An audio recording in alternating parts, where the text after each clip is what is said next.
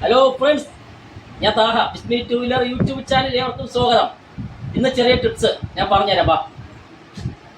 Anabond paste നമ്മളെ വർഷാപ്പർക്കെല്ലാം നമുക്ക് ആവശ്യമുള്ളതാണ് ഈ സംഭവം, ഈ പേസ്റ്റ്. അപ്പോൾ ഇതിൻ്റെ ഗുണം എന്ന് പറഞ്ഞാൽ നമ്മൾ ഓയിൽ നട്ടിൻ്റെ വാഷറിനകത്ത് ഇട്ട് കൊടുക്കാം. പിന്നെ നമ്മൾ ഇഞ്ചിൻ സെറ്റ് ചെയ്യുമ്പം ഇഞ്ചിൻ പാക്കിങ്ങിനകത്തും നമ്മൾ അങ്ങനെയുള്ള ഇതിനകത്തെല്ലാം ബോട്ടിനകത്തെല്ലാം ഇടുന്നൊരു പേസ്റ്റാണ്. അപ്പോൾ ഇതിൻ്റെ ഒരു ടിപ്സ് എന്ന് പറഞ്ഞാൽ ഒരു ചെറിയ ടിപ്സ് ഞാൻ പറഞ്ഞുതരാം.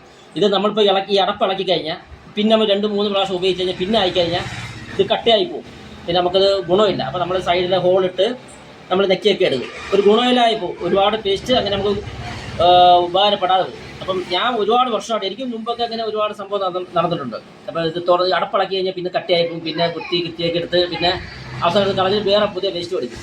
അപ്പം ഞാൻ കുറേ വർഷമായിട്ട് ഈ ഒരു ബോൾട്ട് ഇങ്ങനെ ഈ ഒരു സ്ക്രൂ, ഏത് സ്ക്രൂ ആയാലും മതി, ഈ നമ്മൾ ഇളക്കി കഴിഞ്ഞാൽ അടപ്പെടുത്ത് കളഞ്ഞേക്കണം. അടപ്പ് നമുക്ക് വേണ്ട.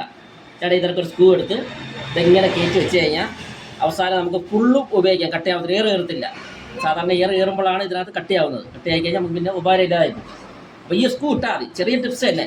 ഇത് അറിയുന്നവരുണ്ടോ ഇല്ലെന്ന് എനിക്കറിയാൻ വയ്യ. എന്നാലും എനിക്കുള്ള ഗുണം ഉപകാരം ഞാൻ കാണിച്ചു തന്നുള്ളൂ. ഇത് ചെറിയ സ്ക്രൂ എടുത്ത് നമ്മൾ അടപ്പ് ഇളക്കുക, നമ്മൾ ആവശ്യത്തിന് എടുക്കുക, ഇടില്ല.